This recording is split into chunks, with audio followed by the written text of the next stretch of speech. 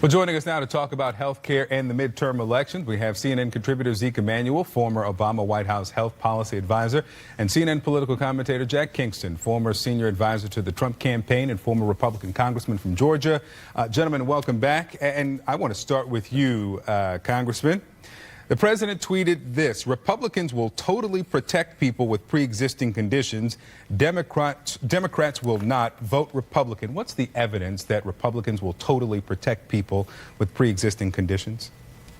Well, it's the Bill Cassidy bill. It's the bill John McCain actually offered in 2008. And it's a bill that Zeke will remember Barack Obama mentioned in 2009. He said, I'm going to borrow the pre-existing condition portion of the McCain bill.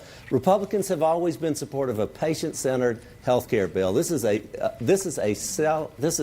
fear tactic that the Democrats always employ, and I think it tries to get the emphasis on the fact that when they say Medicare for all, it's going to bankrupt Medicare in 8 years. And we're going to talk about Medicare for all a distraction in a moment, but you said 2008, 2009. Let's talk about 2017 and what Republicans voted for and the impact on people with pre-existing conditions. Let's walk through it here. House Republicans voted for the American Health Care Act. That was May 4th, 2017. Now, you'll remember Republicans didn't wait for the CBO scoring from the Congressional Budget Office. 3 weeks later, when that score came out, this was a portion of what the CBO found as it relates to those waivers that would have been extended to states not to cover essential health benefits.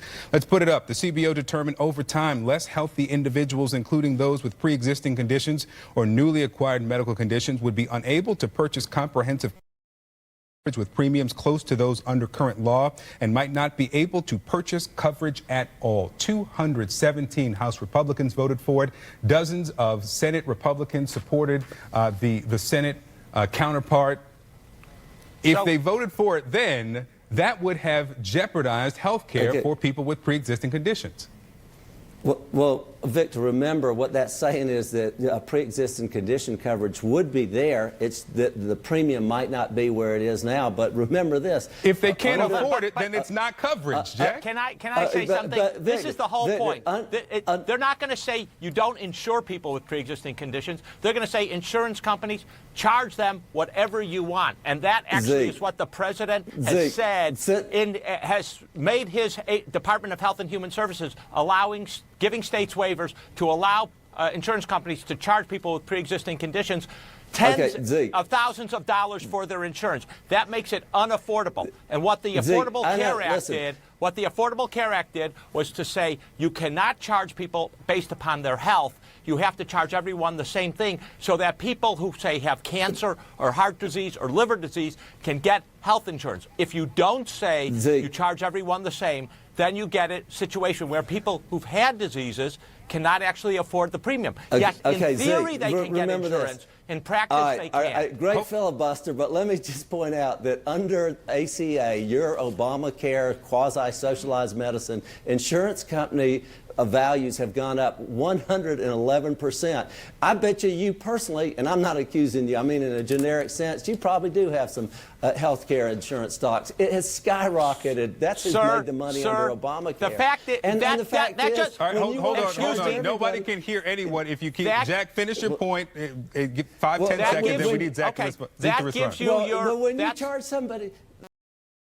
Can I answer your question? Rates have skyrocketed. I'm still waiting for that $2,500 premium reduction, which Barack Obama promised Jack, me. Thank you. Zeke, go ahead and respond. So actually what I would like to point out is you can't both say it's socialized medicine and the insurance companies are doing well. The insurance companies are private companies. What Obamacare did is to create a marketplace that was regulated, and insurance companies, private companies, offered insurance, sent people to private doctors, private hospitals. That is not socialized medicine. That is a canard and a lie that you keep perpetuating. Zeke, let me ask you this. It is a Hold on, Jack, hold on. Zeke, let me ask you this, because this is, we heard just Jack mention Senator Bill Cassidy, who's also a doctor, Republican senator. He wrote an opinion piece for CNN.com, and he says this: the reason Democrats are claiming otherwise as it relates to Republicans protecting pre-existing condition coverage and trying to rewrite history is simple. They're trying to protect the status quo created by Obamacare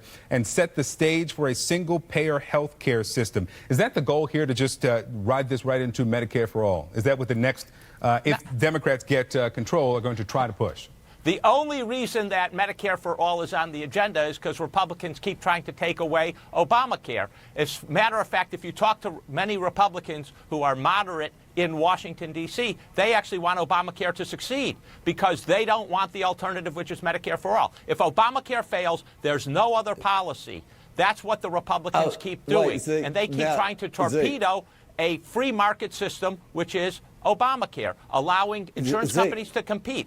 They keep trying to torpedo that system. All right, Jack.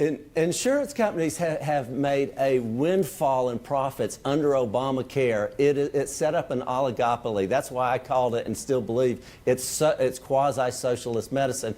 The president promised a $2,500 premium increase per family. Instead, everybody got at least a $2,500. He promised a decrease. We all got increases under it. Medicare for All is going to bankrupt Medicare.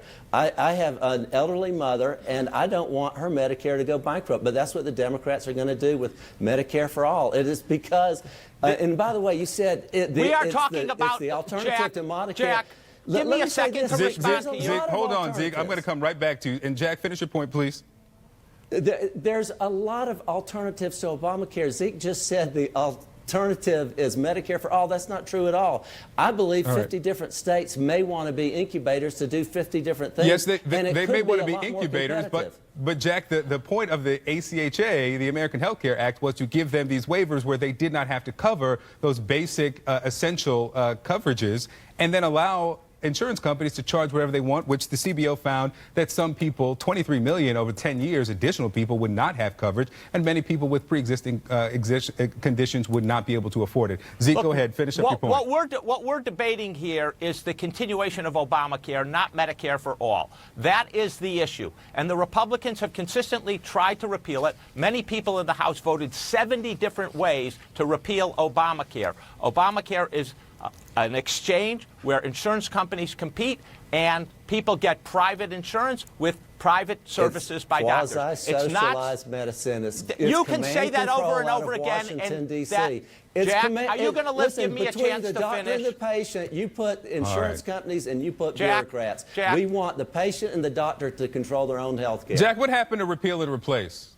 What happened to that line from 2016? Because there's no don't hear that in 2018. The Republicans have never had a replacement Zeke, let him answer the question. What happened to repeal and replace? We're not hearing that from the president. We're hearing we're going to protect pre-existing condition coverage. We were one vote short in the Senate, which is why Bill Cassidy and Mitch McConnell and Lamar Alexander have all said we are going to replace it and we are going to keep pre-existing conditions. And it's too bad that in an election year, Democrats without a platform, the only thing they can do is scare seniors. So one of the things that the Republicans have to answer for is... We've got to wrap it. 10 seconds, Zeke. 10 seconds. One of the things is, how are you going to protect pre-existing conditions? They have no plan. They simply repeat the phrase, and then they repeat the socialized medicine, which has no basis in reality. Zeke Emanuel, Jack Kingston, thank you both. Thank you both.